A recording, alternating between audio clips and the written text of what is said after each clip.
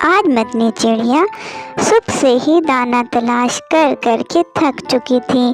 موسم ذرا تبدیل ہو رہا تھا، اس کی طبیعت ذرا خراب تھی۔ وہ تھک ہار کر ایک درخت پر جا بیٹھی۔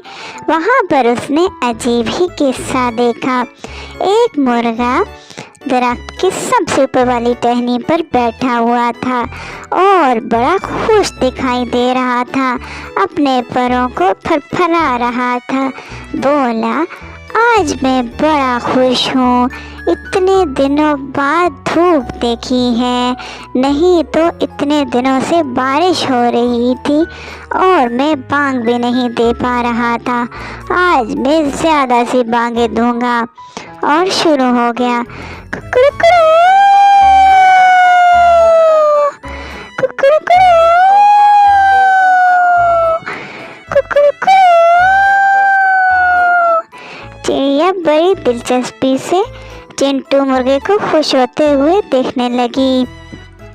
تھوڑی دیر بعد ہی ایک لومڑی کا ادھر سے گزر ہوا۔ وہ بڑی خوش ہوئی کہ ایک اتنا تر و تازہ مرغا دکھائی دے رہا ہے۔ وہ سوچنے لگی کہ اس کو تو میں پھانسی لوں گی اور آج تازے مرغے کا شکار کروں گی۔ اس کا دل للچا گیا اور آئی اور بولی، بھائی مرغے، تمہیں پتہ ہے جنگل میں یہ فیصلہ ہوا ہے کہ تمام جانور اکٹھے مل کر رہیں گے۔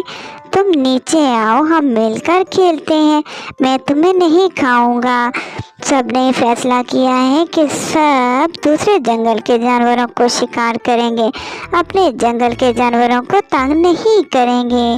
آؤ آؤ ہم کھیلتے ہیں۔ پہلے تو چنٹو مرغا اس کی باتوں میں آ کر نیچے آنے لگا، لیکن فوراً اس کے دماغ نے کچھ سوچا اور بولا، اچھا اگر میں نیچے آؤں تو پہلے تم ان جنگلی کتوں کو تو بلا لو، وہ بھی ہمارے ساتھ کھیلیں گے نا۔ ان کو بلا کے لاؤ، میں بھی آتا ہوں نیچے بانگ دے کر۔ ایک دم سے جب لومڑی نے پلٹ کر دیکھا تو بھاگ کھڑی ہوئی اور بولی، کیا پتہ ان جنگلی کتوں کو یہ رول نہ پتہ ہو کہ کسی کو کھانا نہیں ہے، شکار نہیں کرنا ہے۔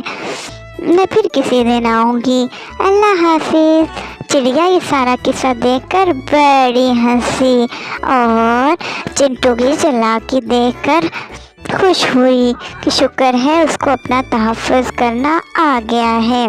تو پیارے بچوں، اگر آپ کو میری کہانی پسند آئی تو like my channel. Thank you.